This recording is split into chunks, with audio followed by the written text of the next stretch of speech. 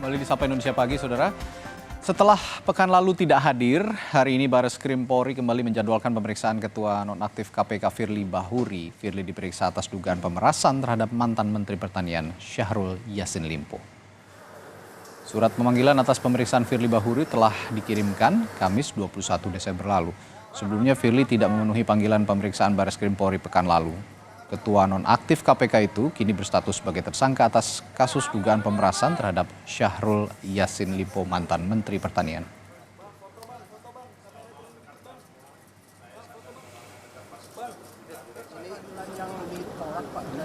Sebelumnya Kapolda Metro Jaya Irjen Karyoto mengatakan telah menyiapkan surat penjemputan paksa hingga penangkapan terhadap Firly Bahuri.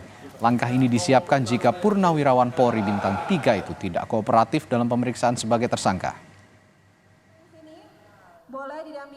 Hari ini kita lampirkan melayangkan kembali panggilan kedua berikut, sudah disiapkan surat perintah membawa.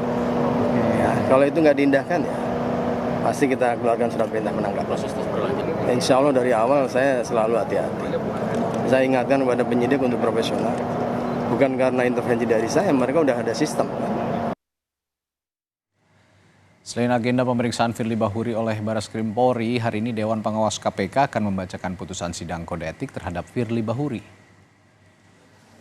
Menurut rencana pembacaan putusan sidang kode etik terhadap Firly Bahuri akan dilakukan pukul 11 hari ini secara terbuka. Namun kepastian kehadiran Firly dalam pembacaan putusan masih belum dapat dipastikan karena bersamaan dengan agenda pemeriksaan Firly oleh Bareskrim Polri. Soal rencana pemeriksaan Firly Bahuri di Bareskrim Polri hari ini kita tanyakan jurnalis Kompas TV Dian Silitonga di gedung Bareskrim Polri. Dian, apakah Firly Bahuri saat ini sudah hadir di Bareskrim dan apa yang ingin didalami oleh penyidik kepada Firly kali ini? Informasinya Firly Bahuri sudah hadir di Bareskrim Mabes Polri, Radis. Itu yang disampaikan oleh kuasa hukum Firly, Ian Iskandar, yang beberapa waktu lalu kami wawancarai. Firly tiba di Bareskrim lebih awal dari jadwal pemeriksaan pukul 10 pagi dan sama seperti pemeriksaan sebelumnya. Kedatangan Firly tidak terlihat oleh kami wartawan yang sedari pagi sudah berjaga di pintu lobi tengah Bareskrim Mabes Polri. Nah, itu artinya memang saya jelaskan dulu bahwa lobi tengah Bareskrim Polri ini merupakan pintu masuk tamu yang hendak ke Bareskrim Polri. Jadi kemungkinan Firly ini masuk melalui akses pintu lain. Nah, hari ini jadwal pemeriksaan Firly sebagai tersangka, penyidik akan menggali keterangan Firly terkait dengan keseluruhan harta benda miliknya, termasuk juga milik istri, anak, dan keluarga. Penyidik ingin mengkonfirmasi karena dalam proses penyidikan ini penyidik menemukan bahwa ada aset atau harta benda lain milik Firly yang belum atau tidak dilaporkan di LHKPN dan kemudian juga hal itu belum dituangkan oleh Firly dalam berita acara pemeriksaan sebelumnya. Nah, tadi kuasa hukum Firly menyampaikan kepada wartawan bahwa hari ini Firly akan kooperatif, bersedia untuk menjelaskan atau memberikan keterangan tambahan yang diperlukan oleh penyidik. Tadi juga kuasa hukumnya Ian Iskandar membenarkan bahwa memang ada aset milik Firly Bahuri yang belum atau sampai dengan saat ini tidak dilaporkan ke LHKPN karena memang masih terkendala undang-undang. Apa aset yang dimaksud itu akan kita nantikan bersama nanti penjelasannya dan apakah sesuai atau sama dengan temuan penyidik, kita nantikan bersama nanti perkembangannya seperti apa. Radi. Ya, Dian, yang jadi pertanyaan juga kenapa Firly hingga saat ini belum ditahan. Nah, kalau hari ini Firly menjalani pemeriksaan di Bareskrim, apakah ada kemungkinan untuk langsung ditahan oleh Bareskrim?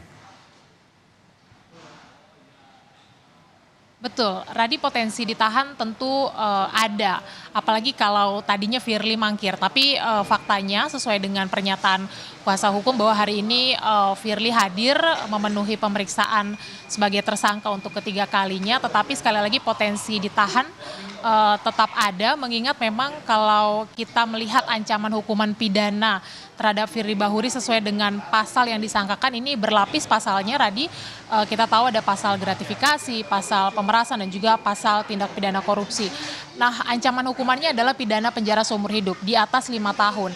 Nah, berdasarkan hal ini sesuai KUHP sebenarnya penyidik sudah bisa langsung melakukan penahanan terhadap Firly Bahuri. Selain itu, kalau dalam pemeriksaan nanti penyidik menilai bahwa Firly Bahuri tidak kooperatif, kemudian juga menambah subjektivitas penyidik bahwa nantinya Firly dikhawatirkan akan menghilangkan barang bukti, melarikan diri, dan kemudian juga mengulangi perbuatan yang sama, maka penahanan juga bisa langsung dilakukan. Tapi sekali lagi kita akan nantikan bersama nanti apakah penyidik bisa atau akan langsung melakukan penahanan atau tidak. Karena informasi yang tadi kami terima juga dari kuasa hukum Firly bahwa setelah diperiksa di Barreskrim Mabes Polri nantinya Firly akan lanjut datang ke kantor Dewas KPK karena sesuai dengan informasi yang kita ketahui hari ini juga Dewas KPK akan membacakan hasil putusan sidang etik yang sudah dilakukan pada Jumat pekan lalu. Jadi kita pantau bersama proses hukumnya dan juga proses etik Firly yang akan berlangsung pada hari ini. Radi. Ya, ada proses hukumnya di Barreskrim Polri lalu juga etik di Dewan Pengawas KPK. Nampaknya ini hari yang sangat sibuk untuk Firly Bahuri. Baik, terima kasih Dian Silitonga, jurnalis Kompas TV melaporkan langsung dari Barreskrim Polri.